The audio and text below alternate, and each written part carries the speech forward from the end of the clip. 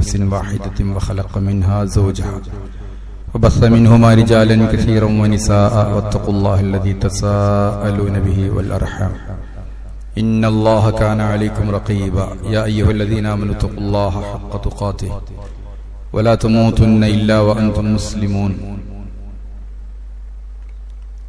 يا أيها الذين آمنوا اتقوا الله وقولوا قولا سديدا يصلح لكم أعمالكم ويغفر لكم ذنوبكم ومن يطع الله ورسوله فقد فاز فوزا عظيما ثم ما بعد فإن خير الحديث كتاب الله وخير الهدي هدي محمد صلى الله عليه وسلم وشر الأمور محدثاتها وكل محدثة بدعة وكل بدعة ضلالة أيها الإخوة المؤمنون أوصيكم بتقوى الله أعوذ بالله من الشيطان الرجيم بسم الله الرحمن الرحيم والفجر وليال عشر ബഹുമാനമുള്ള മുഅ്മിനീങ്ങളെ മുഅ്മിനാത്തുകളെ തഖ്വ ഉള്ളവരായി ജീവിക്കണം എന്ന് വസിയ്യത്ത് ചെയ്യുകയാണ്. അല്ലാഹു അനുഗ്രഹിക്കട്ടെ. പടച്ചതമ്പുരാൻ മനുഷ്യരുടെ നന്മയ്ക്ക് വേണ്ടി ഓരോ സാഹചര്യങ്ങളെ നമുക്ക് അനുകൂലമാക്കി നൽകും. അമലുകൾക്ക് കൂടുതലായി പുണ്യം ലഭിക്കും എന്ന് അത്തരം ദിവസങ്ങളെപ്പറ്റി പ്രവാചകനിലൂടെ അള്ളാഹു പഠിപ്പിക്കും. നമ്മൾ മനസ്സിലാക്കിയതുപോലെ വെള്ളിയാഴ്ചക്ക് ഒരു പ്രത്യേകതയുണ്ട്. അന്നെല്ലാവരും പള്ളിയിൽ ഒരുമിച്ച് കൂടണം, അത് നിർബന്ധമാണ്. ഇമാമ് കുറച്ച് കാര്യങ്ങൾ അല്പനേരം ഉപദേശിക്കണം. മനസ്സിന് ഒരു മോട്ടിവേഷൻ ഉണ്ടാക്കണം.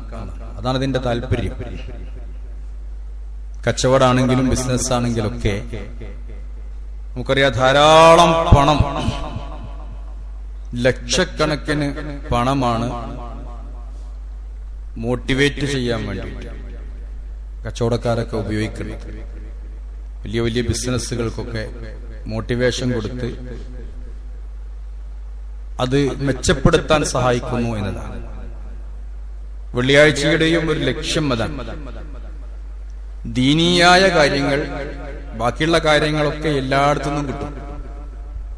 മതപരമായ കാര്യങ്ങൾ മനുഷ്യർക്ക് നൽകിയിട്ട് മനുഷ്യൻ മരിച്ചാൽ പരലോക ജീവിതത്തിലേക്കുള്ള കാര്യങ്ങൾ ലഭിക്കുക എന്നതിന് വേണ്ടിയാണ്. വെള്ളിയാഴ്ചയിൽ തന്നെ ഒരു പ്രത്യേക സമയം അല്ലാഹു നിശ്ചയിച്ചിട്ടുണ്ട്. എന്ത് പ്രാർത്ഥിച്ചാലും ഉത്തരം കിട്ടുന്ന സമയം.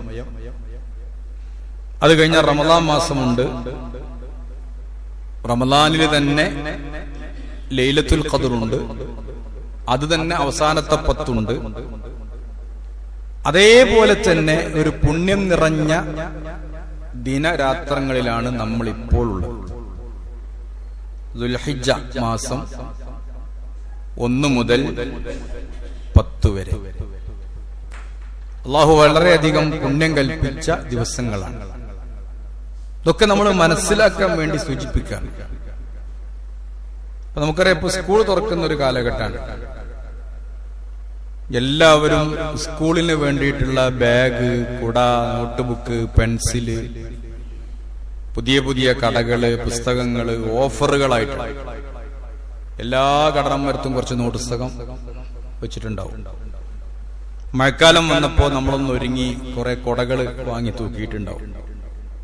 ഞാൻ പറഞ്ഞു വരുന്നത് അത് ഒരുക്കമാണ്. ഒരു കച്ചവടക്കാരൻ ഈ സമയത്ത് ടൂറ് പോയാൽ, അല്ലെങ്കിൽ അങ്ങനത്തെ ഒരു കച്ചവടക്കാരൻ ഈ സമയത്ത് പീടിക പൊളിച്ചു നേരാക്കാൻ നിന്നാൽ നമ്മൾ അവനെ പറ്റി പൊട്ടെന്നാ പറയാം. ബുദ്ധിയില്ലാത്തവൻ, ബിസിനസ് അറിയാത്തവൻ. അതേപോലെ തന്നെ പടച്ചോൻ നമ്മളെ ബുദ്ധി ഉപയോഗിക്കാത്തവൻ എന്ന് പറയും, ഇത്തരം സമയങ്ങൾ നമ്മൾ ഉപയോഗപ്പെടുത്തിയിട്ടില്ലെങ്കിൽ എന്ന്. പടച്ചോൻ തന്ന ഏറ്റവും നമുക്ക് അനുകൂലമായ ഒരു സമയമാണ് ദുൽഹിജ്ജ 1 മുതൽ 10 വരെയുള്ള ദിവസങ്ങൾ.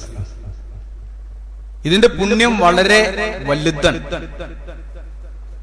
മാമിൻ അയ്യാമിൻ അൽ അമലു സാലിഹു ഫീഹി അഹബ്ബു ഇലല്ലാഹ് മിൻ ഹാദിഹിൽ അയ്യാമീന.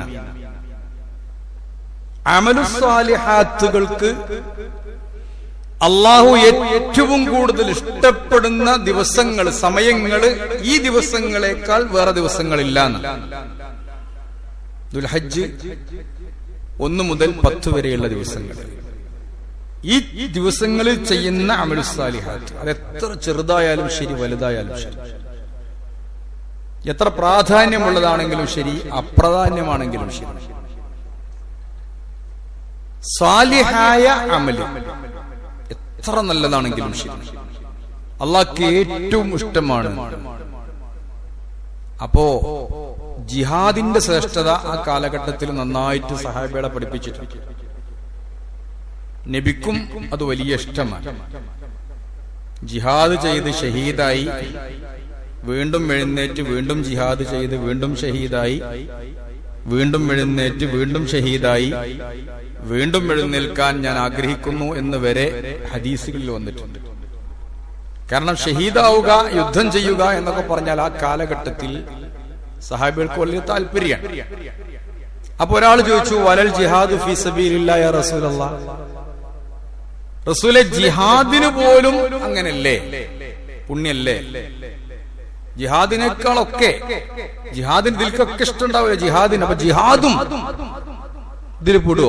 അത്രയധികം പുണ്യം ഉണ്ടോന്ന് ചോദിച്ചപ്പോ നബി പറഞ്ഞു, ജിഹാദ് ഫീ സബീലില്ലാഹ്, ജിഹാദിനും ഇല്ല എന്ന് പറഞ്ഞാൽ ഈ സമയത്ത് ചെയ്യുന്നതിനേക്കാൾ പുണ്യം ജിഹാദിനും ഇല്ല എന്നാണ് നബി പറഞ്ഞത്. പിന്നൊരു കാര്യം പറഞ്ഞത്, ഒരു മനുഷ്യൻ ഇല്ലാ റജുലുന്റെ ആള് തന്റെ സമ്പത്ത് കൊണ്ടും ശരീരം കൊണ്ടും ജിഹാദിന് വേണ്ടി പുറപ്പെട്ടു. സാധാരണ ശരീരം കൊണ്ടാണ് ആളുകൾ പോകാറുള്ളത്, അദ്ദേഹം അങ്ങനെയല്ല പോയത്. പിന്നെ വലം യർജിഉ ബിശൈഇൻ മിൻഹുമാ, അത് രണ്ടും തീർന്നുപോയി. സമ്പത്ത് അള്ളാഹുവിന്റെ മാർഗത്തിൽ തീർന്നുപോയി, അവന്റെ ശരീരവും അള്ളാഹിന്റെ മാർഗത്തിൽ തീർന്നുപോയി. എങ്കിലൊഴിയും അങ്ങനെ ഒരു പുണ്യം ഈ 10 ദിവസങ്ങളിൽ അല്ലാത്ത ദിവസങ്ങളിൽ ചെയ്താൽ പുണ്യമുണ്ട്.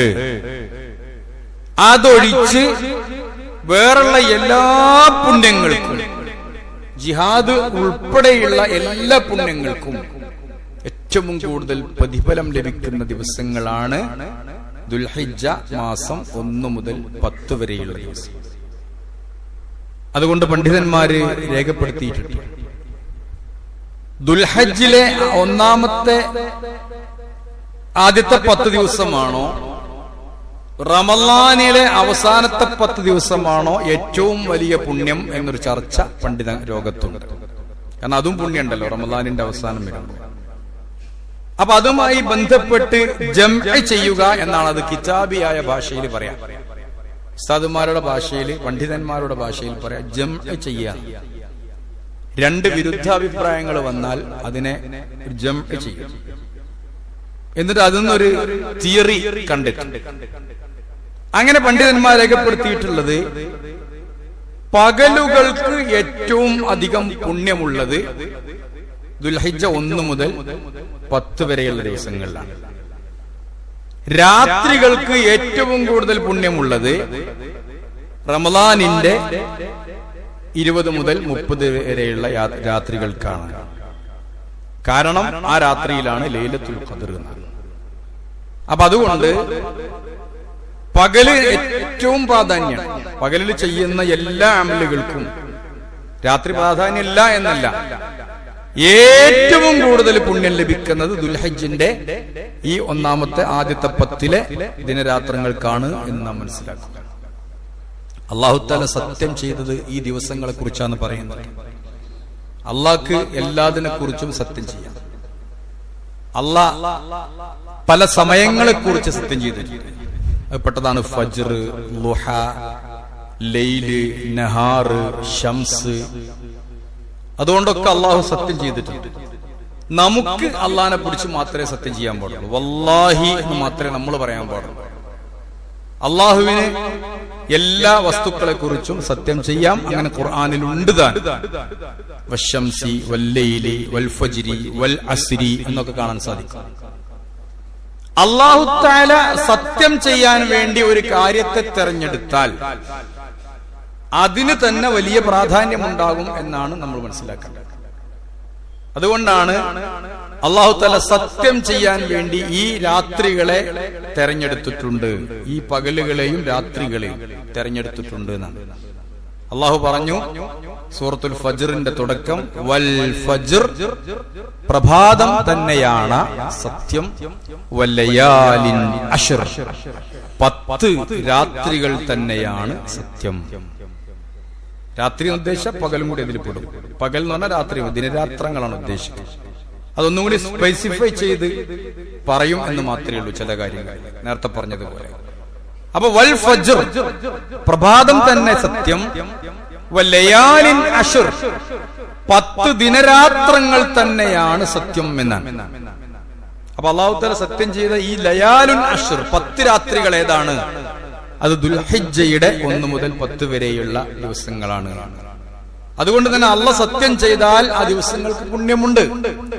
അതുകൊണ്ട് ഈ ദിവസങ്ങളിൽ ചെയ്യുന്ന അമലുകളിലൊക്കെ ജിഹാദ് ഉൾപ്പെടെയുള്ളത് ഈ ദിവസത്തിൽ ചെയ്യുന്ന അമലുകളെക്കാൾ അള്ളാഹുവിന്റെ അടുത്ത് മറ്റൊന്നും പുണ്യമല്ല.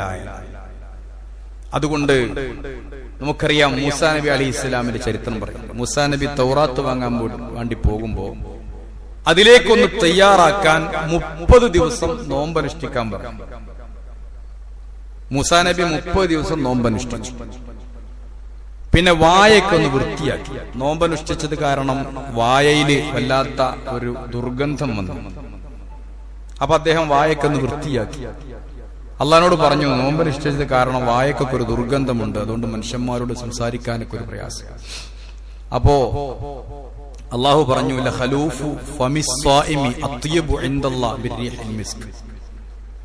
നോമ്പുകാരന്റെ വായന്റെ ആ ദുർഗന്ധം അത് അള്ളാഹുവിന്റെ അടുത്ത് കസ്തൂരിയേക്കാൾ സുഗന്ധമായിരിക്കും എന്നാണ്.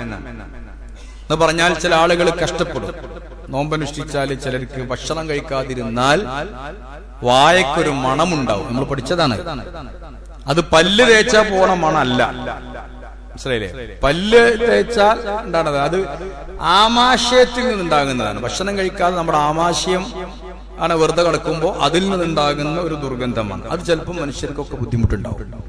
പല്ല് തേക്കൽ എപ്പോഴും തേക്കണം. ഉച്ചയ്ക്ക് ശേഷം, രാവിലെയും രാത്രിയും, സദാസമയത്തും നിസ്കാരത്തിന്റെ സമയത്തൊക്കെ തേക്കണം. അപ്പൊ അങ്ങനെ ഒരു വാസനയുണ്ടായി എന്ന് നമുക്ക് തോന്നുന്നുണ്ടെങ്കിൽ തന്നെ അത് പറഞ്ഞു, ആ വായനാറ്റം അത് കസ്തൂരിയേക്കാൾ സുഗന്ധമാണ് എന്ന് പറഞ്ഞ് മൂസാ നബിയെ സമാധാനിപ്പിച്ചു. എന്നിട്ട് മൂസാ നബിയോട് ഒരു 10 ദിവസം കൂടി നോമ്പ് നോൽക്കാൻ പറഞ്ഞു.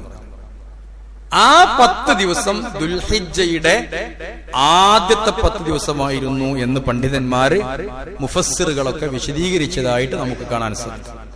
ഖുർആനിൽ ആ കാര്യം പറയുന്നുണ്ട്. വൈദ് വഅദ്നാ മൂസ 30 യൗമ, മൂസാ നബി അലൈഹി ഇസ്ലാമിനോട് ഞാൻ 30 ദിവസം കരാറ് ചെയ്തു. വഅത്മംനാഹാ ബിഅശ്രിൻ, പിന്നെ ഒരു 10 ദിവസം കൂടി ഞാൻ അതിൽ കൂട്ടിക്കൊടുത്തു എന്നാണ്, പരിപൂർണമാക്കി. ഫതമ്മ മീഖാതു റബ്ബിഹി 40 യൗമ, അങ്ങനെ റബ്ബിന്റെ സമയം, റബ്ബ് നിശ്ചയിച്ച മീഖാത്ത് സമയം അത് 40 ദിവസമായി മാറി എന്നാണ്. അപ്പൊ ആ കാലഘട്ടത്തിൽ തന്നെ, മൂസാ നബി അലൈഹി ഇസ്ലാമിന്റെ കാലഘട്ടത്തിൽ തന്നെ ദുൽഹിജ്ജ മാസത്തിലെ ഈ 10 ദിവസമായിരുന്നു ഒത്തുവന്നത് എന്നാണ്. അതുകൊണ്ട് അതിന് പ്രാധാന്യം കൂടുതലാണ്. ഖുർആൻ പറയുന്നുണ്ട്, വദ്കുറുല്ലാഹ ഫീ അയ്യാമിൻ മഅലൂമാത്തിൻ, അറിയപ്പെട്ട ദിവസങ്ങളിൽ നിങ്ങൾ അല്ലാഹുവിനെ ഓർക്കണം എന്ന്. അറിയപ്പെട്ട ദിവസങ്ങളിൽ നിങ്ങൾ അല്ലാഹുവിനെ ഓർക്കണം. അവിടെയും തഫ്സീറിൽ കാണുന്നത് ഈ ദുൽഹിജ്ജയുടെ 10 ദിവസം എന്നാണ്. ദുൽഹിജ്ജയുടെ 10 ദിവസമാണ്. കാരണം പണ്ഡിതന്മാർ പറയുന്നത് ഉമ്മഹാത്തുൽ ഇബാദത്ത് എന്ന് പറഞ്ഞാൽ പ്രധാനപ്പെട്ട ഇബാദത്തുകളൊക്കെ ഉൾക്കൊള്ളുന്ന ദിവസങ്ങളാണ് ഈ 10 ദിവസം. ഹജ്ജുണ്ട്, നിസ്കാരമുണ്ട്, നോമ്പുണ്ട്, സക്കാത്തുണ്ട്. സക്കാത്ത് റമദാനിൽ കൊടുക്കാത്തവർക്ക് ദുൽഹജ്ജ് കണക്കാക്കി വെക്കാം, അതിന് വിരോധമല്ല. റമദാനിൽ സക്കാത്ത് കൊടുക്കണം എന്നൊന്നുമില്ല. അത് എല്ലാവരും ഒരു ദുൽഹജ്ജ് മാസത്തിലാണ് ഒരാൾ സക്കാത്ത് കൊടുക്കണമെങ്കിൽ അങ്ങനെ കൊടുത്താൽ മതി. എല്ലാ ദുൽഹജ്ജും കണക്കാക്കി കൊടുത്താൽ മതി. റമദാനാണെങ്കിൽ എല്ലാ റമദാനും കണക്കാക്കി കൊടുക്കുക. അവരടയാളം വെക്കാൻ വേണ്ടിയിട്ടും കൂടുതൽ എല്ലാവരും സന്നദ്ധരാകുന്നത് കൊണ്ടും ഒക്കെയാണ് റമദാൻ മാസത്തെ നമ്മൾ തെരഞ്ഞെടുത്തത് എന്ന് മാത്രം. അത്രയേ ഉള്ളൂ. അതിലൊന്നും ഇസ്ലാമികമായിട്ട് വേറൊന്നുമില്ല. അപ്പൊ സക്കാത്ത് വേണമെങ്കിൽ അങ്ങനെ തീരുമാനിക്കാം. സദഖയുണ്ട്, എല്ലാ കാര്യങ്ങളുണ്ട്. അപ്പൊ നിസ്കാരം, നോമ്പ്, ഹജ്ജ്, സക്കാത്ത്, സദഖ ഇതെല്ലാം ഒരുമിച്ച് കൂടുന്ന ഒറ്റന്നേ ഉള്ളൂ. വേറെ ഒരു ദിവസത്തിലും അങ്ങനെയല്ലല്ലോ. നോമ്പിലതില്ല, നോമ്പിൽ നോമ്പേ ഉള്ളൂ, ഹജ്ജില്ല. വേറെ ഏതെങ്കിലും മാസമാണെങ്കിൽ അതേ ഉള്ളൂ, ഹജ്ജില്ല. എല്ലാം യൗമു അറഫ, അറഫ ദിനം ദുൽഹജ്ജ് 10 യൗമു അറഫ. ഏറ്റവും കൂടുതൽ അല്ലാഹു തആല പാപങ്ങൾ പൊറുക്കുന്ന ഒരു ദിവസം യൗമു അറഫ. അതില്ലാഞ്ഞാല് ഹജ്ജ് ശരിയാവില്ല. മക്കത്ത് പോയാൽ കാണാം കണ്ടമാനം ആംബുലൻസ്. നമ്മളൊന്നും അറിയണ്ട.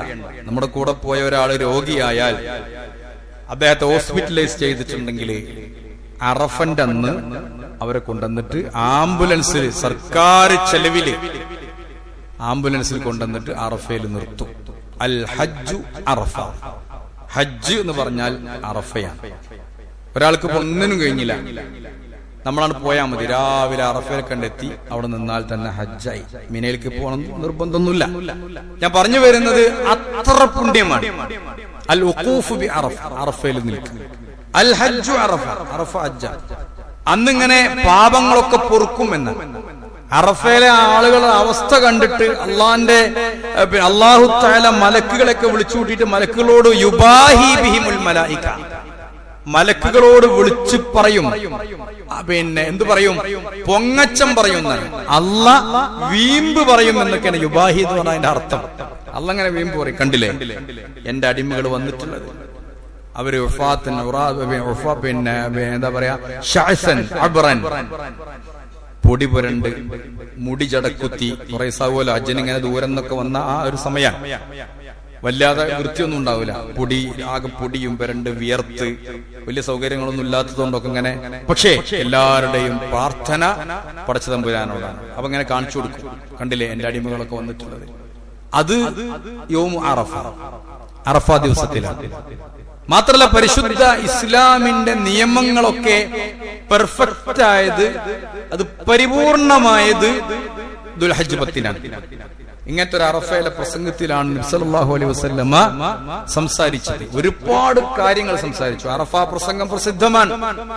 മാനുഷികമായിട്ടുള്ള, സാമൂഹികമായിട്ടുള്ള, മതപരമായിട്ടുള്ള എല്ലാ കാര്യങ്ങളും, ആർക്കും ആരുടെയും ഒരു പ്രത്യേകതയുമില്ല എന്നൊക്കെ പറഞ്ഞിട്ടുള്ള ഇന്ന ദിമാഅക്കും വഅംവാലക്കും വഅറാലക്കും ഹറാമുൻ അലൈക്കും, നിങ്ങളുടെ അഭിമാനം, നിങ്ങളുടെ സമ്പത്ത്, നിങ്ങളുടെ ശരീരം, ഇതൊക്കെ നിഷിദ്ധമാണ്. കഹുർമത്തി യൗമിക്കും ഹാദാ വബലദിക്കും ഹാദാ വശഹരിക്കും ഹാദാ. ഈ നാടിന്റെ, ഈ രാജ്യത്തിന്റെ, ഈ സമയത്തിന്റെ, ഈ മാസത്തിന്റെ പവിത്രത പോലെ പവിത്രമാണ് എന്നാണ്. മനുഷ്യന്റെ അഭിമാനം, മനുഷ്യന്റെ രക്തം, അതുപോലെ തന്നെ മനുഷ്യന്റെ അവസ്ഥകൾ എല്ലാം അഭിമാനമാക്കി വിട്ടത് ഈ ഒരു ദിവസമാണ്. അന്നാണ് ആയത്തിറങ്ങുന്നത് അൽ യൗമ അക്മൽതു ലക്കും ദീനക്കും. ശരീഅത്ത് പൂർണ്ണമാക്കിക്കൊണ്ടുള്ള ഏറ്റവും അവസാനത്തെ ആയത്ത് ഖുർആനിലെ ഏറ്റവും അവസാനത്തിറങ്ങിയ ആയത്താണ്.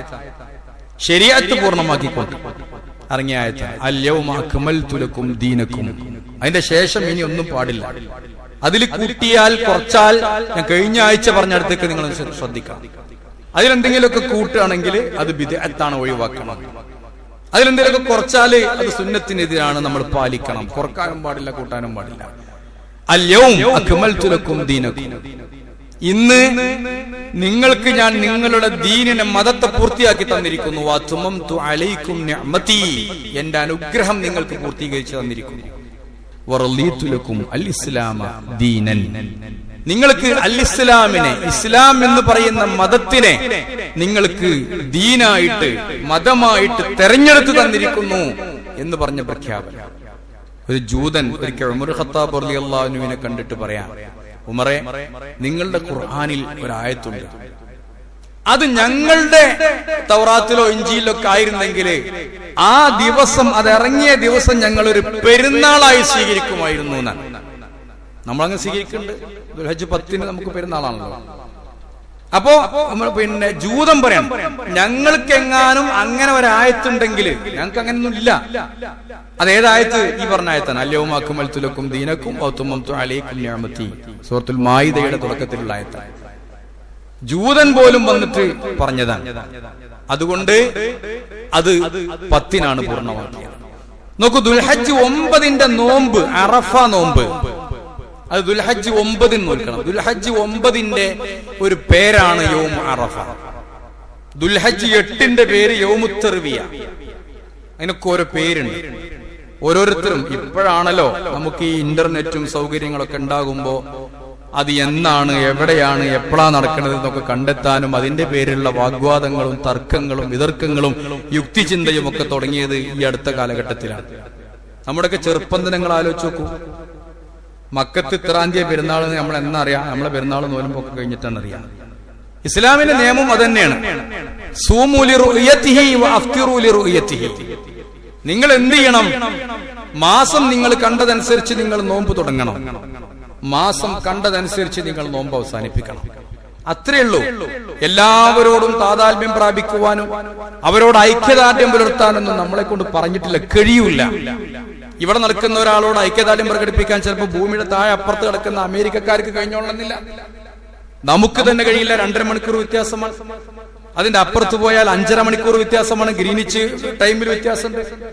അപ്പൊ അതുകൊണ്ട് അവരോടൊക്കെ ഈക്വലൈസേഷൻ അല്ല നബി തങ്ങൾ പറഞ്ഞത്. ഒരു വാഗ്വാദത്തിന് ഒരു ആവശ്യമില്ല. നിങ്ങൾ യൗമു അറഫ, യൗമു അറഫ എന്ന് പറഞ്ഞാൽ ദുൽഹജ്ജ് 9 അതിന്റെ മറ്റൊരു പേരാണ് യൗമു അറഫ. ദുൽഹിജ്ജ 8 ഒരു പേരാണ് യൗമു തർവിയ. അതിനൊക്കെ ഒരു ലക്ഷ്യങ്ങളുണ്ട്. ഓരോ പേരിനും പേര് വന്നതിനൊരു അതിന്റെ പിന്നിലൊരു ലക്ഷ്യമുണ്ട്. പക്ഷെ അതന്നെ ആയിക്കൊള്ളണമെന്നില്ലല്ലോ. അതുകൊണ്ട് തന്നെ യൗമു തർവിയ, യൗമു തർവിയ എന്ന് പറഞ്ഞാൽ വെള്ളം ശേഖരിക്കുന്ന ദിവസം എന്നാണ് അർത്ഥം. ദുൽഹജ്ജ് 8 മിനയിൽ പോകും. ഇന്നത്തെ കാലം ആലോചിക്കണ്ട. ഇന്നിപ്പോൾ പോയി ഇറങ്ങിയാൽ അവിടെ ചെന്നിറങ്ങിയ വളണ്ടിയന്മാര് പിന്നെ ഉന്തിയിട്ടും തള്ളിയിട്ടും തീറ്റിയിട്ടും ഒക്കെ പാടെ പിടിച്ചു വിടുകയാണ്. ഇങ്ങോട്ട് വിടുന്നത് വരെ ഒരു ഐഡിയ ഉണ്ടാവില്ല. ഇതിനൊക്കെ നല്ല ചെറുപ്പത്തിൽ അജിന് പോയാലേ അതൊക്കെ മനസ്സിലാവുള്ളൂ. അങ്ങനെയൊന്നുമല്ല. പഴയ കാലത്ത് എല്ലാവരും കൂടി വന്നു കൂടാണ് പല ദിക്കിൽ നിന്നും. എന്നിട്ട് മിനായിൽ പോവുക. മിനായിൽ പോയാൽ ആദ്യത്തെ പണി 3-4 ദിവസത്തിനുള്ള വെള്ളം ശേഖരിച്ചു വെക്കണം. വെള്ളത്തിന് ദാരിദ്ര്യാണ്, പ്രയാസമാണ്. ഇന്നത്തെ പോലെ കുപ്പിവെള്ളമൊന്നുമില്ല. ഇന്നൊരു പ്രശ്നമില്ല. സബീലിന്റെ വെള്ളം ഉണ്ടാവും. ഇഷ്ടംപോലെ കുപ്പിവെള്ളം നമുക്ക് അങ്ങനെ കിട്ടും. പിന്നെ ഇല്ലെങ്കിൽ 10 കിട്ടും. ഒക്കെ അങ്ങനെ കിട്ടും. അങ്ങനെയൊന്നല്ല അന്ന്.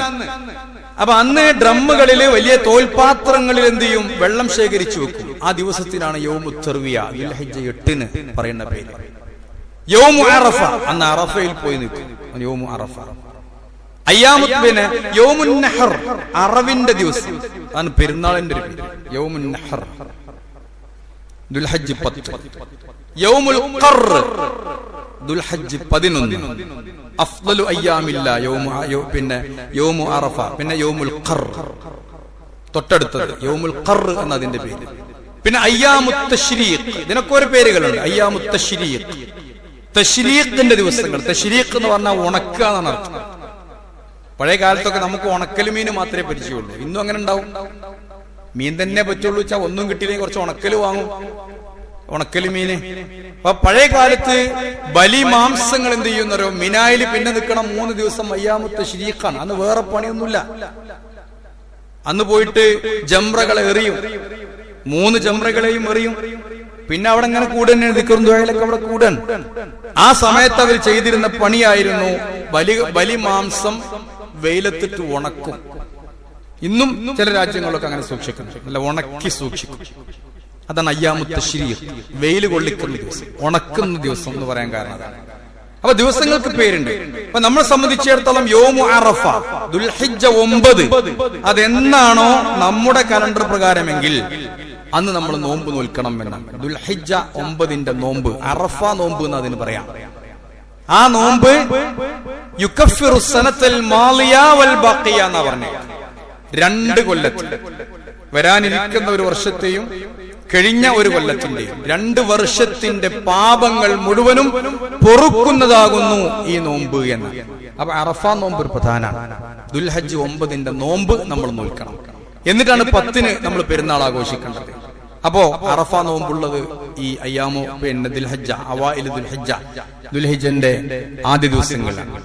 പിന്നെ എന്നും നോമ്പ് നോൽക്കണമെന്ന അങ്ങനെ ഒരു വിശ്വാസങ്ങൾ ചിലർക്കൊക്കെ ഉണ്ട്. ഇപ്പോ ദുൽഹിജ്ജ 1 മുതൽ നോമ്പ് തുടങ്ങിയിട്ട് ദുൽഹിജ്ജ 9 വരെ നോമ്പ് നോൽക്കണം.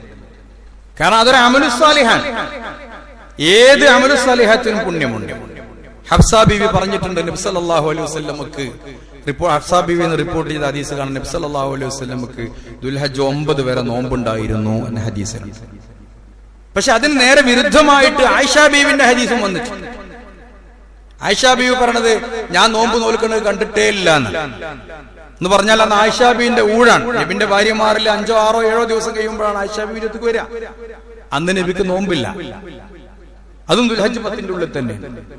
അപ്പൊ എന്താ മനസ്സിലാക്കേണ്ടത്? ഞാൻ നേരത്തെ പോലെ ഇബ്നു ഹജർ അൽ അസ്ഖലാനി പോലെയുള്ള ഇമാം ബുഖാരിക്ക് വ്യാഖ്യാനം എഴുതിയ പണ്ഡിതനാണ് ഇബ്നു ഹജർ അൽ അസ്ഖലാനി. അദ്ദേഹത്തിന്റെ കിതാബിന്റെ പേരാണ് ഫത്ഹുൽ ബാരി എന്ന് പറയുന്ന ഗ്രന്ഥം.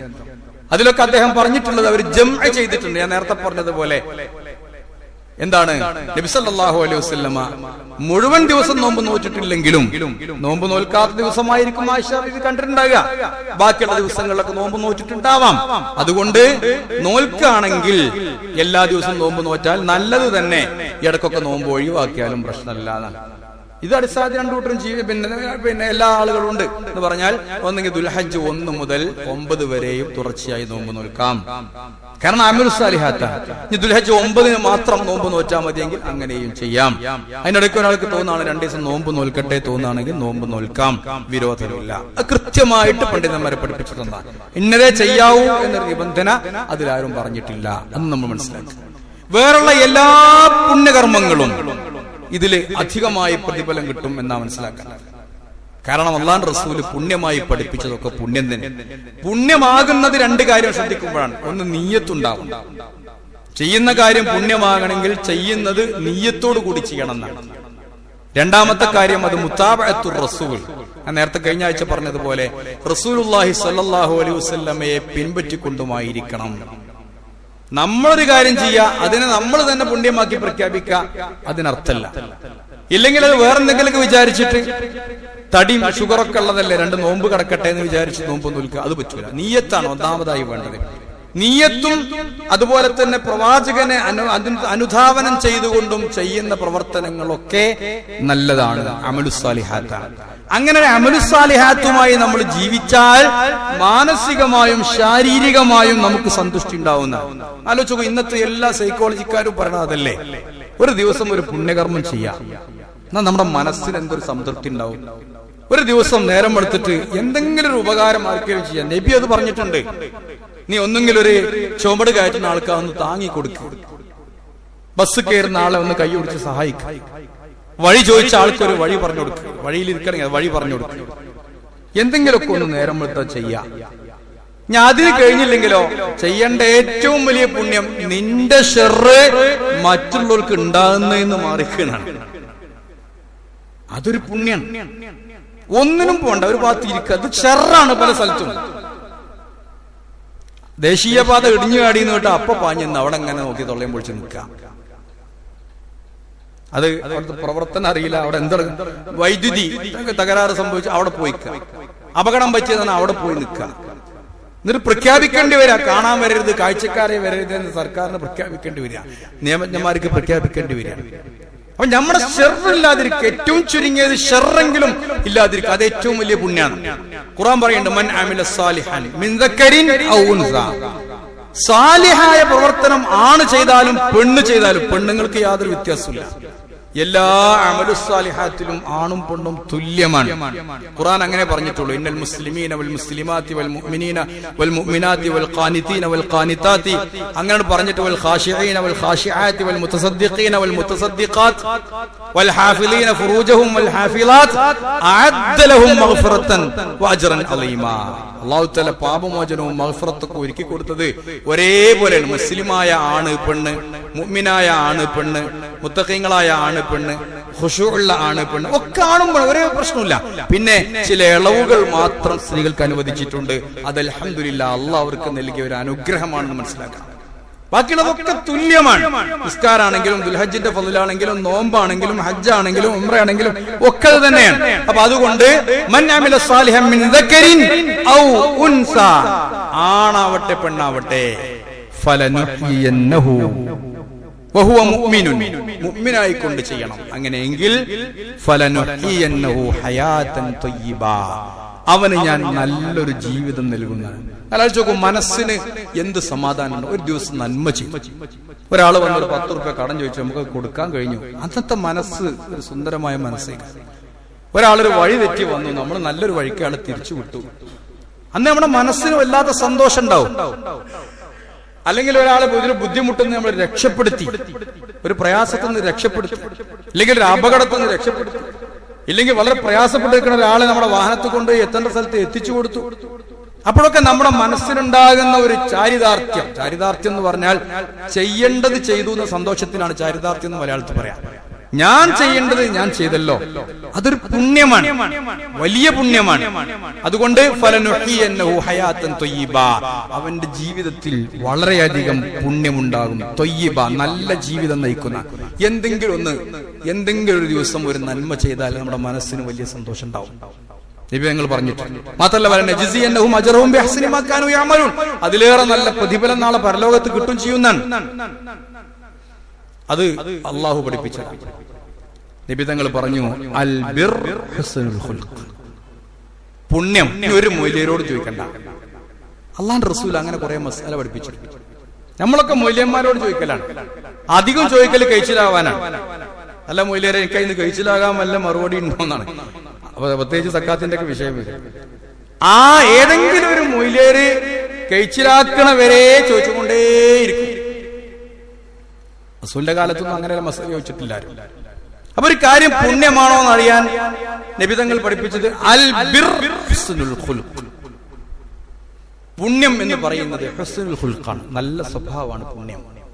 നല്ല സ്വഭാവമാണ്. നല്ല സ്വഭാവത്തിൽ നിന്ന് അതാണല്ലോ വിദ്യാഭ്യാസം, നല്ല സ്വഭാവമാണ്. ഗാന്ധിജി പറഞ്ഞിട്ടുണ്ട്, ഒരു വിദ്യാർത്ഥിയിലുള്ള അല്ലെങ്കിൽ ഒരു കുട്ടിയിലുള്ള എല്ലാ നല്ല സ്വഭാവങ്ങളെയും പുറത്തേക്കെടുത്ത് വികസിപ്പിക്കുക എന്നാണ് എഡ്യൂക്കേഷൻ എന്ന് പറഞ്ഞാൽ അർത്ഥം എന്ന് ഗാന്ധിജി പറഞ്ഞിട്ടുണ്ട്. ഇന്ന് അവിടെ നിന്ന് പോയിട്ടുണ്ട്. എന്നത് ആർക്കും അറിയില്ല, പഠിപ്പിക്കുന്നവർക്കും അറിയില്ല, പഠിക്കുന്നവർക്കും അറിയില്ല. വിദ്യാഭ്യാസം എന്ന് പറഞ്ഞാൽ സൽസ്വഭാവത്തിന്റെ ആകത്തുകയാണ്.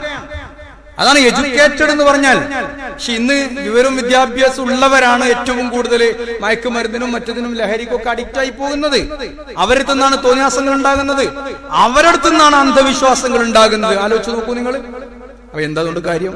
അപ്പൊ അൽ ബിർ ഹുസ്നുൽ ഖുൽഖ്, ഒരു നല്ല സ്വഭാവം. എന്താണ് ഹുസ്നുൽ ഖുൽഖ്? നമ്മൾ അത് ചെയ്തു കഴിഞ്ഞാൽ നമ്മുടെ മനസ്സിന് വല്ലാത്തൊരു സമാധാനവും ആശ്വാസമൊക്കെ ഉണ്ടാവും. രാത്രി ഒന്ന് ആലോചിക്കുക, എന്ന് ഞാൻ എന്തൊക്കെ ചെയ്തിട്ടുള്ളത്. നല്ല ഉറക്കം വരും, നല്ലൊരു പോസിറ്റീവ് തിങ്കിങ് എന്ന് പറയാം, നല്ലൊരു പോസിറ്റീവ് എനർജി കിട്ടും. എന്നാലോ അതിന്റെ നേരെ ഓപ്പോസിറ്റാ അല്ലിസും, തെറ്റ് എന്ന് പറഞ്ഞാൽ മാ ഹാക ഫീ സുദ്രിക, നിന്റെ ഹൃദയത്തിൽ ചൊറിച്ചിലുണ്ടാക്കുന്നത്. അത് ചെയ്തു കഴിഞ്ഞാൽ ഇനി ഒരു കാര്യം തെറ്റാണെന്ന് ആരോടും ചോദിക്കണ്ട. നബി തങ്ങൾ പലപ്പോഴും ഫത്വ ചോദിക്കും, ഇസ്തഫ്തി ഖൽബക ഫഇന്നഹു യുഫ്തിക്, നിന്റെ മനസ്സിനോടൊന്ന് ചോദിക്ക്, നിന്റെ മനസ്സിനോടൊന്ന് ചോദിക്ക്, മനസ്സ് നിനക്ക് ഫത്വ തരും. അവനവന്റെ മനസ്സിനേക്കാളും നല്ല മൊയ്ലിയർ ഈ ലോകത്ത് ഉണ്ടായിട്ടില്ല, തങ്ങളുണ്ടായിട്ടില്ല, മുഫ്തി ഉണ്ടായിട്ടില്ല, ഒരു ഇമാമും ഉണ്ടായിട്ടില്ല. അവനവന്റെ മനസ്സാണ് ഏറ്റവും വലിയ മനസ്സ്. മനസ്സ് നിനക്ക് ഫത്വ തരും. ഫഇന്നഹു യുഫ്തിക്. അപ്പൊ അതുകൊണ്ട് മനസ്സിലൊരു തെറ്റിങ്ങനെ ഒരു ബോധം, കുറ്റബോധം ഉണ്ടാവും. നീ ചെയ്ത കാര്യം നിന്റെ മനസ്സിൽ കുറ്റബോധം ഉണ്ടാക്കും. പ്ലസ്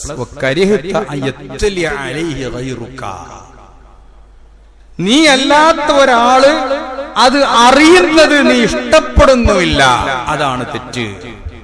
എന്താ തെറ്റ്? ചെയ്താൽ എന്റെ മനസ്സ് വേദനിക്കും, മനസ്സിൽ ഇങ്ങനെ എപ്പോഴും തികട്ടിക്കൊണ്ടിരിക്കും, അവന് വലിയ പ്രയാസങ്ങളുണ്ടാകും. മാത്രല്ല ഇത് ആരും അറിയരുത്, അവന്റെ മനസ്സിലോ പൂത്തി വെക്കും. ഞാൻ ഇപ്പൊ ഇങ്ങനെ ചെയ്ത് ഞാൻ ആരും അറിയാൻ പാടില്ല, ആരോടും പറയണ്ട. പറഞ്ഞാൽ തന്നെ അങ്ങനെ അവസാനം ഡിപ്രഷനാവും, മുണ്ടല് മാറ്റും. അതാണ് അല്ലിസും, തെറ്റ് എന്ന് പറഞ്ഞാൽ. അതുകൊണ്ട് ഖുർആൻ പറയുന്നു അൽ അമലുസ്സാലിഹാത്തി ഖൈർ, എന്തെങ്കിലുമൊക്കെ ഏറ്റവും ചെറിയൊരു ഖൈറെങ്കിലും. ഇന്നലെ മിഞ്ഞാന്ന് ഇലക്ട്രിസിറ്റി ബോർഡിന്റെ ഒരു സർക്കുലർ കണ്ടിട്ടുണ്ട്. നിങ്ങളുടെ തൊടിയിലുള്ള മരങ്ങളൊക്കെ നിങ്ങൾ തന്നെ കാശ് കൊടുത്തിട്ട് മുറിച്ചിട്ട് ഒന്ന് ക്ലിയർ ആക്കുക. അത് മറ്റൊന്റെ മേത്തുക്കും മറ്റോന്റെ തൊടിയിക്കും വീണിട്ട് അപകടം ഉണ്ടായാൽ അതിന്റെയൊക്കെ ഉത്തരവാദി നിങ്ങളായിരിക്കുന്നു. നിങ്ങൾ ആലോചിച്ച് നോക്കൂ, നമ്മളൊന്ന് നിന്ന് പോയിട്ട് നമ്മുടെ തൊടുവിന്റെ 4 പുറം നോക്കിയാൽ തന്നെ എത്ര പുണ്യം നമുക്ക് നേടാം. അല്ലാഹുവിന്റെ റസൂൽ പറയാ, സ്വർഗത്തിലൊരു മനുഷ്യനെ കണ്ടു എന്നാ കാണിച്ചു കൊടുത്താട്ടോ. ഒരു മരത്തിന്റെ കൊമ്പുമ കടന്നു അങ്ങനെ ഊഞ്ഞാലാടുന്നുണ്ട് സ്വർഗത്തിലെ. എന്താണെന്നറിയോ? അന്യനെ ദ്രോഹിക്കുന്ന ഒരു മരം അവന്റെ തൊടിയിൽ നിന്ന് മുറിച്ചിട്ടതാന്നാ പറഞ്ഞത്. പ്രവാചകൻ പ്രോത്സാഹിപ്പിക്കാം. നമ്മളവിടെ തന്നെ പോയാൽ കാണാം, തെങ്ങ് കാണാം, നമ്മുടെ മൂച്ചി, പ്ലാവ്, ഇതൊക്കെ റോട്ടിലേക്ക് തൂങ്ങിയിട്ട് മെയിൻ റോട്ടിലേക്ക്. നമ്മുടെ വെള്ളം, വേസ്റ്റ് വെള്ളം മെയിൻ റോഡ്, ചിലരൊക്കെ മെയിൻ റോഡൊക്കെ വിട തന്നെ വേസ്റ്റ് കുഴിയും കൂടി ഉണ്ടായിട്ടുണ്ടാവില്ല. അപ്പൊ പുണ്യം എത്ര കിട്ടും? ലാ തഹ്ഖിറന്ന മിനൽ മഅറൂഫി ഷൈഅ. ഒന്നുമില്ലെങ്കിൽ പുണ്യത്തെ നിഷേധിക്കേണ്ട. വലൗ അൻ തൽഖാ അഖാക ബിവജ്ഹിൻ തൽഖ. നിന്റെ സഹോദരനെ കാണുമ്പോൾ ആത്മാർത്ഥമായിട്ട് പുഞ്ചിരിച്ചാൽ അത് സദഖയാണ്, അത് സദഖയാണ്. അൽ ഈമാൻ ബിദുഉൻ വസബഊന ശുഅബ അഫ്ളലുഹാ ഖൗലു ലാ ഇലാഹ ഇല്ലല്ലാഹ്. ഈമാനിന് 73 ശാഖയുണ്ട്. ഏറ്റവും പ്രധാനപ്പെട്ടത് ലാ ഇലാഹ ഇല്ലല്ലാഹ്. വഅദ്നാഹാ ഇമാതത്തുൽ അദാ അനിത് ത്വരീഖ്. വഴിയിൽ നിന്ന് ഉപദ്രവം നീക്കുക. ആലോചിക്കൂ, നമ്മുടെയൊക്കെ പിന്നെ ഒരു കുഴി, നമ്മുടെ വീടുണ്ടാവും, നാഷണൽ ഹൈവേയിലെ കുഴിയാണ്, ഒരു ചെറിയ കുഴിയുള്ളൂ. നേരം വിളിക്കുമ്പോ ഇവനോ അല്ലെങ്കിൽ ഇവന്റെ പണിക്കാരനോടോ 2 കല്ലിട്ടൊന്ന് തൂർക്കാൻ പറഞ്ഞാൽ മതി. അതിന് സർക്കാർ വരട്ടെന്നൊന്നും തീരുമാനിക്കേണ്ട ആവശ്യമില്ല. പൊതുവഴിയാണ്. പൊതുവഴിയിൽ നിന്ന് തടസ്സം നീക്കിയാൽ എത്ര കൂലിയാണ് നമുക്ക് കിട്ടുന്നത്. ബാക്കിയൊക്കെ പോട്ടെ, രാഷ്ട്രീയങ്ങളും മറ്റു പ്രശ്നങ്ങളൊക്കെ പോട്ടെ, നമുക്ക് ചെയ്യാവുന്നതേ ഉള്ളൂ. അത് പിന്നെ വികസിച്ച് എല്ലാവരും വന്ന് പിന്നെ അവിടെ വീടിന് അവസ്ഥ ഉണ്ടാവും. നമ്മുടെ വീടിന്റെ ഒരു ചെറിയ സംഭവം എന്തെങ്കിലും അങ്ങോട്ടും ഇങ്ങോട്ടും നിൽക്കുന്നുണ്ടെങ്കിൽ അതൊക്കെ ഒന്ന് മുറിച്ചു കൊടുക്കുക, വൃത്തിയാക്കി കൊടുക്കുക, മറ്റൊരു ഉപദ്രവമില്ലാതിരിക്കുക. ഇതൊക്കെ ചെയ്താൽ തന്നെ വലിയ പുണ്യമാണ്. ഇപ്പൊ മഴക്കാലാണ്, പുണ്യം നേടാൻ ഏറ്റവും നല്ല അവസരവുമാണ്. അള്ളാഹു അനുഗ്രഹിക്കട്ടെ. الحمدلله رب العالمين والعاقبة للمتقين ولا عدوان إلا على الظالمين وأصلي وأسلم على خاتم الأنبياء والمرسلين نبينا محمد وآله وصحبه أجمعين أما بعد اتقوا الله عباد الله. ബഹുമാന്യരെ, നേരത്തെ പറഞ്ഞതുപോലെ മഴക്കാലത്ത് നമുക്ക് ഒരുപാട് പുണ്യം നേടാം. ഈ പറഞ്ഞ പണികളൊക്കെ നമുക്ക് മഴക്കാലത്ത് ചെയ്യാം. മഴ അള്ളാന്റെ അനുഗ്രഹമാണ്. മഴ ഒരിക്കലും മഴയെ നമ്മൾ ശപിക്കാൻ പാടില്ല. നമ്മുടെ കർമ്മങ്ങളൊന്നും മുടങ്ങാൻ പാടില്ല. അള്ളാന്റെ റസൂല് ആനുകൂല്യങ്ങളൊക്കെ നൽകിയിട്ടുണ്ട്. മഗ്രിബും ഇശാവും നബിതങ്ങള് ജമ്മാക്കിയിരുന്നു. മഴയൊക്കെ പെയ്യുമ്പോൾ ജമ്മാക്കിയിരുന്നു. ഇപ്പോഴും സൗദി അറേബ്യയിലൊക്കെ ആ സംഗതി നടക്കുന്നുണ്ട്. നമുക്ക് പിന്നെ സൗകര്യങ്ങൾ ഉണ്ടായതുകൊണ്ടാണ് അങ്ങനെയൊക്കെ നമ്മുടെ പള്ളികൾ നടക്കാത്തത്. അതുപോലെ മഴയാണെങ്കിലൊക്കെ പിന്നെ പ്രാർത്ഥിക്കാൻ പറഞ്ഞിട്ടുണ്ട്. ശക്തമായ മഴ വരുമ്പോൾ അല്ലാഹുമ്മ ഹവാലൈനാ വലാ അലൈനാ, അല്ലാഹുവേ ഞങ്ങൾക്ക് ചുറ്റുഭാഗത്തും മതി, ഞങ്ങൾക്ക് വേണ്ട.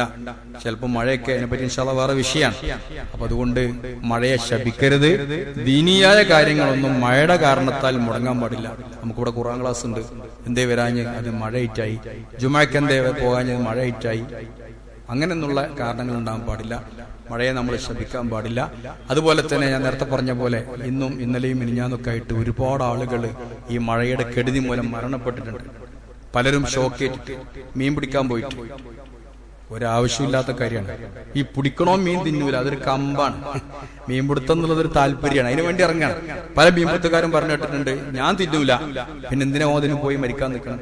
അപ്പൊ ആവശ്യമില്ലാത്ത കാര്യങ്ങൾക്കൊക്കെ ഇപ്പോ പഴയ പോലെയല്ല, എല്ലായിടത്തും ഇലക്ട്രിക് കമ്പികളും ഷോക്കും കേബിളുകളൊക്കെ ഉണ്ട്. അതുപോലെ തന്നെ അതുകൊണ്ട് തന്നെ സർക്കാരുകളൊക്കെ പുറപ്പെടുവിക്കുന്ന നിയമങ്ങൾ പാലിക്കാൻ എല്ലാവരേക്കാളും ബാധ്യത നമുക്കാണ്. ദീനറിയണ നമുക്കാണ് എന്ന് നമ്മൾ മനസ്സിലാക്കുക. അള്ളാഹു അനുഗ്രഹിക്കുമാറാവട്ടെ. അള്ളാഹു اغفر للمؤمنين والمؤمنات والمسلمين والمسلمات الأحياء منهم والأموات إنك مجيب الدعوات وقاضي الحاجات. ربنا ظلمنا أنفسنا وإن لم تغفر لنا وترحمنا لنكونن من الخاسرين. اللهم أعز الإسلام والمسلمين وأذل الشرك والمشركين ودمر أعداءك أعداء الدين. ربنا هب لنا من أزواجنا وذرياتنا قرة أعين واجعلنا للمتقين إماما. اللهم آت أنفسنا تقواها وزكها أنت خير من زكاها أنت وليها ومولاها يا رب العالمين. اللهم ربنا آتنا في الدنيا حسنة وفي الآخرة حسنة وقنا عذاب النار. اللهم ربنا هب لنا من أزواجنا وذرياتنا قرة أعين واجعلنا للمتقين إماما. ربنا تقبل منا إنك أنت السميع العليم وتب علينا إنك أنت التواب الرحيم. ربنا اغفر لنا ولإخواننا الذين سبقونا بالإيمان ولا تجعل في قلوبنا غلا للذين آمنوا ربنا إنك رؤوف رحيم.